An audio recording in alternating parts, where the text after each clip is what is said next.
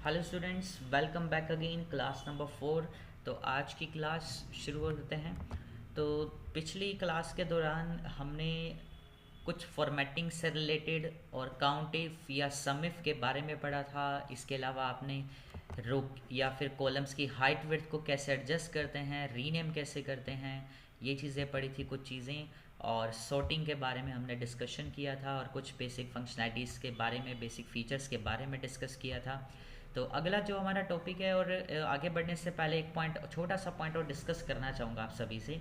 पिछली क्लास में भी मैंने एक पॉइंट आपको बताया था ना कि आज तक जितने भी एग्ज़ाम्स हुए हैं उन सभी में मैंने आपको बताया था कि 2010 वर्जन आया है या 2007 वर्जन आया है। तो इस पॉइंट के ऊपर देखो, मैंने जब आपका यहाँ पर सिलेबस चेक करा अभी कुछ देर पहले, तो इसमें देखा कि यहाँ पर तो क्लिप आर्ट भी दे रखा है। और क्लिप आर्ट तो एक ऐसा ऑप्शन है जो आपके सिर्फ और सिर्फ 2007 और 10 वर्जन में अवेलेबल होता है और किसी भी वर्जन के अंदर अवेलेबल नहीं होता।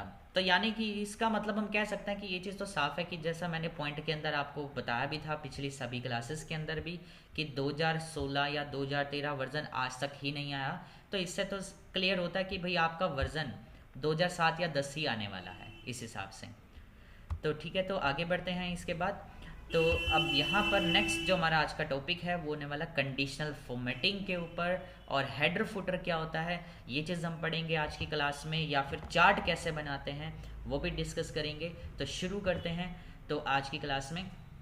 तो आज हम सबसे पहले क्या करते हैं, देखो कंडीशनल फॉर्मेटिंग क्या होती है। एक आपने फॉर्मेटिंग पढ़ी थी कि आपने जैसे किसी भी रेंज को सिलेक्ट करा, किसी भी सेल्स को सिलेक्ट करा, अगर आपने इसको कलर देना, आपने सिलेक्ट करके कलर दे दिया, कलर दे दिया, कोई भी चीज़ आपको बोल्ड करना है, टैली करना है, तो सभी के अंदर अप्लाई हो रही है।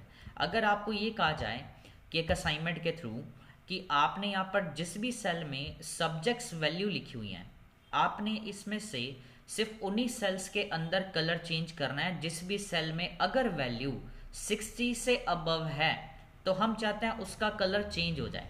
अगर 60 से कम है तो उसका कलर अलग हो जाए। अगर मैंने जैसे अभी यहाँ पर सभी वैल्यूज़ को सिलेक्ट करा, अगर मैं यहाँ से शेडिंग देता हूँ, यहाँ पर तो सभी में आ जाएगी। बट हमें अगर एक इसके ऊपर भी कंडीशन लगानी हो, किसके ऊपर, फॉर्मेटिंग पर। अब यहाँ पर हम फॉर्मेटिंग का पार्ट सीख रहे हैं विद कंडीशन। तो जब भी आपको कंडीशन फॉर्मेटिंग पे लगानी हो तो फॉर्मेटिंग कंडीशन के लिए आप सबसे पहले रेंज को सिलेक्ट करेंगे, देन कंडीशनल फॉर्मेटिंग ऑप्शन पे जाकर यहाँ से आप सिलेक्ट कर लेना कि क्या हो। अगर आपको बोला जाए कि अगर मार्क्स ग्रेटर देन है 60 से, यानी कि जिन भी बच्चों के मार्क्स सब्जेक्ट सेल्स में, यहाँ पर किसके ऊपर कंडीशन की बात की जा रही है, सब्जेक्ट सेल्स के ऊपर, तो यहाँ पे सब्जेक्ट सेल्स को पहले सेलेक्ट करना है, देन फिर आपको कंडीशनल फॉर्मेटिंग ऑप्शन पे जाकर यहाँ पर जाना है हाईलाइट सेल रूल में ग्रेटर देन की वैल्यू क्या हो, अगर ग्रेटर देन हो कितने से। आप इस ऑप्शन पे जब क्लिक करेंगे तो क्लिक करने पे आप यहाँ पे वैल्यू दे देना कि अबव, कितने से अबव वाले पे क्राइटेरिया सेट करना है। तो हमने सेट कर दिया 60 से अबव पे। और कलर फॉर्मेटिंग कैसी हो, बाय डिफॉल्ट कलर फॉर्मेटिंग होती है light red fill with dark red text. अगर आपको बोला गया कि आपको ग्रीन कलर देना है तो यहां से आप ग्रीन कलर लेकर ओके कर दो। मैं बाहर क्लिक कर रहा हूं, देख सकते हैं यहाँ पर जिन भी सेल्स के अंदर वैल्यू 60 से अबव थी वो सभी सेल के अंदर ग्रीन कलर हो चुका है। और अगर बाद में अगर मैं किसी भी सेल में 65 कर देता हूँ, एंटर किया, देख सकते हैं यहाँ पर कलर चेंज हो गया। या अगर मैंने एक में कम कर दिया, ओनली 6 कर दिया, तो देख सकते हैं यहाँ पर कलर वापस रिमूव हो गया क्योंकि 60 से लेस देन हो गई। और ऐसी अगर आपने कंडीशन एक और लगानी हो, ये तो हो गया हमारा अगर वैल्यू 60 से बड़ी हो तो ग्रीन कलर। और क्या होगा कि अगर कम हो तो उस पर कलर क्या सेट करना है, तो कम वाली के लिए हम लेस देन का यूज़ कर सकते हैं। अब इसमें हमने लिख दिया अगर मार्क्स 60 से लेस देन है, तो देखो रेड फिल अपने आप सिलेक्टेड होकर आ रहा है। बट अगर आपको कोई और डिफरेंट कलर लेना है तो आप और कोई कलर ले सकते हैं, लाइक आपको येलो भी मिल जाएगा इसमें, लाइट रेड फिल भी मिल जाएगा ओनली। या फिर इसके अलावा आप एक कस्टम फॉर्मेट ऑप्शन का यूज़ करके आप अपनी मर्जी से कलर भी यहाँ पे ले सकते हैं। कि अगर आपको कलर बोल दिया जाए कि ब्लू करना है तो उसके लिए तो आपको कस्टम फॉर्मेट पे जाके ब्लू कलर, पर ये जो ब्लू कलर है ये सिर्फ फ़ॉन्ट का कलर हुआ है। अगर आपको बैकग्राउंड में भी शेडिंग देनी है इसके अलावा तो आप ऊपर से फिल भी कर सकते हैं, फिल कलर पे जाके यहाँ से शेडिंग ले लो, ओके कर दिया, एंड अगेन ओके पे क्लिक करा तो देख सकते हैं यहाँ पर ब्लू कलर हो चुका है। और अगर आपको यहाँ पर कंडीशन हटानी है वापस, सेलेक्ट करेंगे अगेन कंडीशनल फॉर्मेटिंग में जाकर। अब यहाँ पर आपको एक ऑप्शन में मिल जाएगा क्लियर रूल्स में फ्रॉम सिलेक्टेड सेल। तो कंडीशन हटाने के लिए आप अपनी रेंज को सिलेक्ट करके जिससे भी हटाना चाहते हैं कंडीशन हटा सकते हैं। तो अभी ये मैं आपको कंडीशनल फॉर्मेटिंग का जो टॉपिक है वो कंप्लीट नहीं कराऊंगा, पहले आप इतना करना है इसके अंदर, फिर आगे की क्लास में हम इसको कंप्लीट करेंगे। तो पहले एक बेसिक पार्ट हो जाए आपका, देन फिर हम इसको कम्प्लीटली तरीके से ओवर करेंगे। आगे बढ़ते हैं। एक और मैं आपको बता देता हूँ, मैंने यहाँ पर एक कॉलम क्रिएट किया ग्रेड के नाम से, जिसमें मैंने लिख दिया यहाँ पर पास, और इसमें लिख दिया मैंने फेल या फिर अगेन पास। मेरे पास यहाँ पर लिखा जैसे पास फेल, एक डेटा है पास फेल का, यानी कि ग्रेड कैलकुलेट कर दिया हमने कि अगर सेल में पास लिखा हुआ है तो उसका कलर अलग, फेल के लिए अलग करना है। अब देखो ये वैल्यू तो है नहीं कि हम ग्रेटर या लेस देन या बिटवीन का यूज़ कर लें या इक्वल टू का।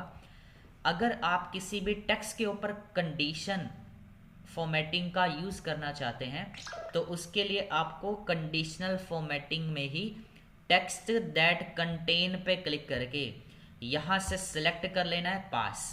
अब पास के ऊपर कलर फिल क्या करना है, आप यहाँ से सिलेक्ट कर लो, ओके कर दिया। ऐसे ही वापस जाएंगे हाईलाइट सेल रूल में कि फेल पर कलर क्या देना है, आप यहाँ से जाके अगेन फेल लिखेंगे इसमें, और फेल के लिए हमने यहाँ से रेड कर दिया। रेड करने के बाद ओके करा तो देख सकते हैं यहाँ पर कलर चेंज हो गया। और कंडीशन फिर से हटानी है तो आप सिलेक्ट करने के बाद again clear rules from selected, यहाँ पर कंडीशन रिमूव हो गई। इसके बाद आते हैं हम इंसर्ट मेन्यू के अंदर। तो टॉपिक है हमारा एक हेडर फुटर का। अगर देखो आपको हेडर फुटर हमने पिछली क्लास के अंदर थोड़ा सा एक रिकैप टाइप में एक शॉर्ट फॉर्म में हमने कवर किया था।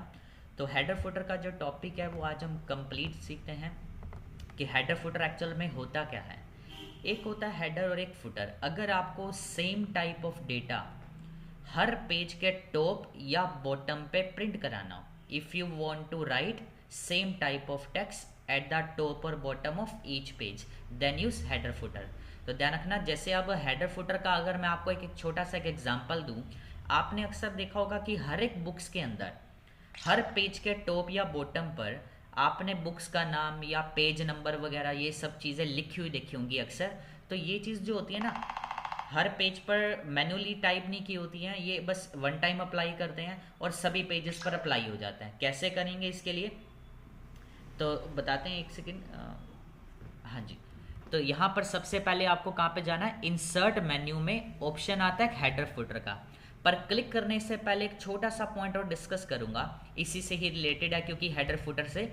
मैं यहाँ पर व्यू टैब पे क्लिक कर रहा हूँ। देखो अब MS एक्सेल में अभी तक हमने शुरू से लेकर अभी तक जितना भी काम किया या आगे भी करेंगे वो एक नॉर्मल लेआउट के अंदर काम चल रहा है। इसमें एक ऑप्शन होता है नॉर्मल व्यू, एक होता है पेज लेआउट व्यू। आपको फिर एग्जाम से रिलेटेड से दो ही लेआउट्स व्यू करने हैं। अब यहाँ पर क्या है, हमारे पास एक्सेल में हमने जितना भी अभी तक काम किया वो सारा एक नॉर्मल व्यू के अंडर चल रहा था। एक होता है पेज लेआउट व्यू, इसके अंदर आपको कंटेंट आपका एक्सेल शीट पर वैसा ही दिखाएगा जैसा कि प्रिंटिंग में आएगा। अभी अगर आपसे पूछा जाए कि एक पेज पे कितने नंबर ऑफ कॉलम्स राइट में प्रिंट होकर आएंगे, या फिर नीचे अगर मैं इसमें और एंट्रीज करता जाता हूं तो कितनी नंबर ऑफ रोज आएंगी, अभी हमें कुछ भी नहीं पता। और इस चीज़ को चेक करने के लिए ना आप अपनी स्क्रीन पर यहाँ पर व्यू टैब पे जाके पेज लेआउट को ऑन कर सकते हो। ऑन करने के बाद देखो यहाँ पर अब आपको ना आपका जितना भी डेटा था वो सारा आपको पेजेस वाइज दिखा रहा है। तो पेज लेआउट व्यू का मतलब एक ऐसा लेआउट जिसमें आपको आपका डेटा आपकी स्क्रीन पर वैसा ही दिखाई देगा जैसा कि प्रिंटिंग में आएगा। किसी भी पेज पर कितना कंटेंट आ रहा है वो सब कुछ यहाँ पर शो करेगा। अगर आप नॉर्मल पे काम कर रहे हैं तो तब तक आपको ना तो पेज के साइड का मार्जिन देखने को मिलेगा, ना तो आपको हेडर फुटर दिखाएगा। ध्यान रखना, अगर आपने किसी पेज पर हेडर फुटर अप्लाई करना है तो उसके लिए या तो आप पेज लेआउट ऑप्शन पे क्लिक कर दो, इसको ऑन करने के बाद ही आपको यहाँ पर हेडर फुटर का ऑप्शन विजिबल होगा। या अगर आप नॉर्मल स्क्रीन पे काम कर रहे हैं और कई बार आपको अक्सर ये लाइन देखने को मिलती है, इस लाइन को बोलते हैं page break line. Page break line का मतलब इस लाइन से बाहर, अगर आपका डेटा बाहर जा रहा है ना लाइन के राइट में, तो इट मीन्स ये है कि भाई आपका काम 2 पेजेस पर जा रहा है, नेक्स्ट पेज पर जा रहा है भी, और एग्ज़ाम में आपको एक ही पेज पर लेकर आना आता है। तो मैंने यहाँ से अभी तो थोड़ा सा विड्थ देखो थोड़ी सी जैसे ही कम करी तो ये एक ही पेज के अंदर फिट हो गया। तो ऐसा नहीं करना कि कभी भी आपने अगर कोई डेटा डिज़ाइन किया आप अपनी मर्जी से इसके अंदर कॉलम्स की विड्थ एक्सपेंड कर देंगे, अपनी मर्जी से नहीं करनी है हमने कभी भी। तो इस चीज़ को हम एक कुछ असाइनमेंट्स के थ्रू डिस्कस भी करेंगे नेक्स्ट क्लासेस के अंदर। तो आगे बढ़ते हैं। अब देखो एक तो होता है कि जब भी आपको हेडर फुटर अप्लाई करना हो तो उसके लिए चाहे आप पेज लेआउट पे क्लिक करो या फिर आप इंसर्ट मेन्यू पे जाकर हेडर फुटर पे जब क्लिक करोगे ना तो ऑटोमेटिकली आपकी स्क्रीन का जो लेआउट है वो आप व्यू पे जाकर चेक कर सकते हो, ऑटोमेटिकली स्विच हो जाएगा पेज लेआउट के अंदर। यहाँ पर आप चेक कर सकते हैं कि आपकी स्क्रीन का जो लेआउट है वो ऑटोमेटिकली पेज लेआउट में कन्वर्ट हो गया। काफ़ी बच्चों को ये होता है कि हमने जैसे हेडर फुटर पे क्लिक किया कि इसका जो स्क्रीन का व्यू है वो पता नहीं कुछ अलग तरीके का हमें दिखा देता है और यहाँ पर ये अलग अलग शो करता है, तो वो ऐसा इसीलिए शो करता है। और अभी नीचे आपको अब देखो दिखा भी रहा है कि पेज 1 of 2। अब इस शीट पे ना 2 पेजेस पे डेटा टाइप हो रखा है, आप देख सकते हैं। सेकंड पेज आपका यहाँ पर नीचे वाले पेज पे टाइप हो रखा है और अब मेरे पास 2 पेजेस का डेटा है। अब मैं इसके अंदर क्लिक कर रहा हूँ, क्लिक टू ऐड हेडर, और जैसे ही मैं इसके अंदर क्लिक करूँगा इस सेल के अंदर तो यहाँ पे आपको एक अलग से इसकी एक टूल बार भी दिखाई देगी। क्लिक करते ही हेडर फुटर की टूल बार पे जाएंगे, इसमें एक ऑप्शन आता है पेज नंबर का, एक होता है number of pages, date and time, file path, name और शीट नेम, सभी को डिस्कस करते हैं। अब हेडर फुटर में क्या क्या लिखने को बोला जाता है, एक तो आता है कि right your name and roll number. अक्सर आपको ये चीज़ें मोस्टली बोली जाती हैं कि आपको हेडर फुटर में अपना नाम और रोल नंबर लिखना है। अब जो हेडर होता है वो होता है पेज के टॉप में प्रिंट होकर आता है। अगर आप इसको स्क्रॉल डाउन करेंगे तो पेज के बॉटम पे आता है फुटर यानी कि पाँव।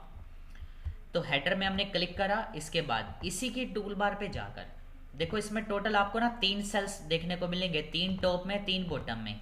आप हेडर फुटर के अंदर सेल की अलाइनमेंट, टेक्स्ट की अलाइनमेंट चेंज नहीं कर सकते, शेडिंग भी नहीं दे सकते हेडर फुटर के अंदर, ध्यान रखना। मैंने यहाँ पर टाइप करा नेम, नेम लिखने के बाद में नेक्स्ट सेल पे जाने के लिए क्लिक भी कर सकते हो, टैब बटन का भी यूज कर सकते हैं। नाम लिख दिया और सेंटर में हम चाहते हैं पेज नंबर लिखना है, तो पेज नंबर लिखने के लिए पेज नंबर पे जब आप क्लिक करेंगे ना तो पेज नंबर का एक लिंक इंसर्ट होगा। ध्यान रखना आपको पेज नंबर कभी भी टाइप नहीं करना है, अदरवाइज ये आपका जो क्वेश्चन है वो गलत हो जाएगा। अगर मैं आपको चेक भी कराऊं, देखो मैंने यहाँ पे 1 लिखा, अब कीबोर्ड से टाइप करा, मैं बाहर क्लिक कर रहा हूँ, यहाँ पर देखो पेज नंबर 1 बेशक से अभी दिखा रहा है। जब आप सेकंड पेज पे जाकर चेक करेंगे ना तो देखो यहाँ पर भी ये तो पेज 1 है। हेडर फुटर का यूज हम कब करते हैं, मैंने अभी आपको एक डेफिनेशन भी पढ़ाई कि अगर आपको same type of text her page के टॉप या बॉटम पे प्रिंट कराना हो तो हम हेडर फुटर का यूज करते हैं। पर अगर आपने हेडर फुटर में ना अगर कोई भी चीज अगर टाइप की है खुद से तो वो हर पेज पर सेम ही आएगी। जैसे कि अब आपने अपना नेम या रोल नंबर, अब नाम रोल नंबर तो आपका वही रहेगा, बट जो पेज नंबर है वो तो आपका चेंज हो जाएगा ना। अगर सेकंड है तो सेकंड ही आना चाहिए, तो ऐसे में आप पेज नंबर को टाइप नहीं कर सकते। इसके लिए आपको पेज नंबर ऑप्शन पे क्लिक करना है पेज नंबर को प्रिंट कराने के लिए। इसके बाद में अब जैसे हमने पेज नंबर इंसर्ट कर लिया, उसके बाद अब मैं यहाँ से जा रहा हूँ, ये हो गया हमारे हेडर में तीनों सेल्फ कंप्लीट हो गए। इसके बाद फुटर पे जाने के लिए आपको इसी की टूल बार में एक स्विच बटन मिल जाएगा गो टू फुटर के नाम से। अगर आप हेडर पे काम कर रहे हैं, आपको फुटर पे जाना है तो फुटर पे क्लिक करो तो ऑटोमेटिकली यहाँ पे आपका कर्सर है जो वो फुटर पे आ जाएगा। अब इसके अंदर मैंने लेफ्ट सेक्शन पे जाकर मैंने एक ले लिया टाइम। अगर आपको कहा जाए कि insert the current date and time in footer, तो अगर आप यहाँ से टाइम और डेट एक ही सेल के अंदर अगर आप प्रिंट कराने के लिए बोला हो गया ना, तो देखो मैंने दोनों पे क्लिक करा, इसके अंदर भी एक लिंक इंसर्ट हो रहा है टाइम और डेट के नाम से। जब आप सेल से बाहर क्लिक करोगे तो देखो टाइम और डेट तो हो गया, बट दोनों के बीच में ना अब देखो स्पेस नहीं आ रहा। यहाँ पे जैसे 739 39 और 04 डेट के बीच में गैप नहीं है, तो वापस इस सेल में क्लिक करके मैं डिलीट कर रहा हूँ। जब भी आप सेल में 2 चीज़ें ध्यान रखना, हेडर में हो चाहे फुटर में हो, एक ही सेल के अंदर अगर आप लेते हैं तो आपने इसके अंदर क्या करना है, डेट और टाइम के लिए जैसे मैंने डेट पे क्लिक करा, देन फिर स्पेस देकर आपने सेकंड फीचर पे क्लिक करना है। मैंने टाइम पे क्लिक करा, यहाँ पर डेट और टाइम दोनों ही सर्ट हो चुके हैं। इसके बाद अगर आपको फाइल पाथ कह दिया जाए, फाइल पाथ का मतलब होता है फाइल का एड्रेस। दैट ना, फाइल पाथ का मतलब आपकी फाइल का एड्रेस होता है, यानी कि फाइल आपके कंप्यूटर में कहाँ पर सेव है, किस नाम से है, किस जगह पर सेव है, वो कंप्लीट एड्रेस आपको प्रिंट करके देगा। और एक सेल से दूसरे सेल पर जाने के लिए आप अपने कीबोर्ड से टैब बटन का भी यूज़ कर सकते हैं, या आपको ओनली फाइल नेम या ओनली शीट का नेम प्रिंट करना है तो वो भी प्रिंट कर सकते हैं। बट अपनी मर्जी से नहीं लेना, जब तक क्वेश्चन में ना आए आपने इस पार्ट को उस अकॉर्डिंग एक्स्ट्रा पार्ट नहीं करना। अगर आप एक्स्ट्रा टास्क कवर करते हैं तो उसके भी एक नेगेटिव मार्किंग की जाती है, ध्यान रखना। अगर आप एक एक्स्ट्रा टास्क भी ऐड कर देते हैं कि आपने यहाँ पर क्या करा, जैसे ऑल बॉर्डर देनी थी, आपने एक एक्स्ट्रा यहाँ पर भी बॉर्डर दे दी एक्स्ट्रा रेंज के ऊपर, तो इसके आपके नंबर्स भी डिडक्ट होंगे। तो आपने एक्स्ट्रा कुछ भी नहीं करना, तो मैंने इसको सिलेक्ट करके यहाँ से क्लियर ऑल कर दिया, तो यहाँ पर रिमूव कर दिया मैंने। इसके बाद आते हैं, अब ये तो था हमारा देखो हेडर फुटर। अब यहाँ पे देखो हमने ऊपर पेज नंबर इंसर्ट किया था, 1 आ रहा है। अब सेकंड पे जाकर देखते हैं तो ऑटोमेटिकली अब देख सकते हैं कि पेज नंबर आपको 2 है तो 2 दिखाएगा। और ऐसे ही अगर आप पेज नंबर 3 पे भी जाकर अगर कुछ भी टाइप करते हैं, अभी यहाँ पर मैंने क्लिक करा पेज 3 पे, टाइप नहीं करा कुछ भी, इसलिए आपको पेज नंबर भी नहीं दिखा रहा, क्योंकि पेज पे हमने कुछ डेटा ही नहीं ऐड करा। टाइप करके एंटर किया तो देखो पेज नंबर 3 बन गया अब ये भी, तो ऑटोमेटिकली यहाँ पर ऐड करता है। और इसके बाद अगर आपको ना व्यू में जाकर वापस नॉर्मल स्क्रीन पर ही काम करना है तो बेशक आप कर सकते हैं, इसका मतलब ये गलत नहीं होगा। आपका हेडर फुटर इसका मतलब डिलीट नहीं हुआ, हेडर फुटर आपका अभी भी लिखा हुआ है, वो बस आपको पेज लेआउट वाले लेआउट में तो दिखा देगा। जैसे आप अपनी यूट्यूब की स्क्रीन पर एक शॉर्ट व्यू में एक पोर्ट्रेट फॉर्मेट में आप स्टडी करते हैं, एक आप फुल स्क्रीन लैंडस्केप फॉर्मेट में, तो किसी तरीके का एक पार्ट होता है, ये भी एक लेआउट्स होते हैं। इसके बाद वापस आते हैं हम नॉर्मल स्क्रीन पर और आगे बढ़ते हैं। इसी के साथ हेडर फुटर हो गया हमारा। यहाँ पर हेडर फुटर के बाद में अगर आपको हेडर फुटर डिलीट करना पड़ जाए बाय चांस, तो आप हेडर में हर एक सेल पे जाके डिलीट बटन हर एक सेल में क्लिक करके करना पड़ेगा। ऐसे ही फुटर में भी डिलीट, फिर टैब दबाया डिलीट, और बाहर क्लिक करके जब आपका डिलीट हो जाता है हेडर फुटर, अगर ब्लैंक है ना, तो इसका मतलब आपको ये लाइन जो है तभी लिखी हुई दिखाई देगी जब आपका हेडर या फुटर ब्लैंक होगा, तो ये लाइन प्रिंट में नहीं आएगी। तो वापस नॉर्मल पे जाने के लिए नॉर्मल पे मैंने क्लिक कर दिया और होम पे आते हैं अगेन। और इसके बाद आता है फिर, अब हमने हेडर फुटर पढ़ा, हेडर फुटर के बाद में एक ऑप्शन यहाँ पर आता है चार्ट का। अब देखो चार्ट इंसर्ट करना अगर आपको, तो चार्ट बनाने के लिए सबसे पहले हम यहाँ पर क्या करेंगे, अब जैसे एक डेटा टेबल हमने डिज़ाइन कर ली, डिज़ाइन करने के लिए हमने सबसे पहले इसमें क्या लिया, कुछ 5 सब्जेक्ट का रिकॉर्ड, टोटल और नेम ले लिया। अब अगर आपने चार्ट क्रिएट करना है तो देखो चार्ट बड़ा ही सबसे आसान सिंपल तरीका बताता हूँ चार्ट बनाने के लिए। एक तो जब भी आपको चार्ट, मोस्टली एग्जाम्स में ये होता है कि भाई आपको ये चीज़ बोला जाता है क्रिएट एनी चार्ट। अगर आपको क्रिएट एनी चार्ट बोला जा रहा है तो ऐसे में आप कोई भी चार्ट बना सकते हैं। बट अगर आपको मेंशन भी है कि चार्ट टाइप कि कौन सा क्रिएट करना है, तो यहाँ पर एक क्लास में देखो चार्ट की क्लास कंप्लीट नहीं हो पाएगी। अभी सिर्फ मैं आपको एक बेसिक पार्ट करा रहा हूँ चार्ट का, तो नेक्स्ट क्लास में हम इसको कंप्लीट भी कवर करेंगे। तो चार्ट बनाने के लिए सबसे पहले आपको क्या करना है, अपने रिकॉर्ड में जस्ट एक सिंगल सेल पे क्लिक करना है। उसके बाद कॉलम चार्ट पे जाकर कॉलम ऑप्शन में से यहाँ से हमने एक चार्ट ले लिया, क्लिक करते ही चार्ट आ गया। अब यहाँ पर जो हम काम कर रहे हैं ध्यान रखना, 2010 वर्जन के ऊपर काम चल रहा है अभी।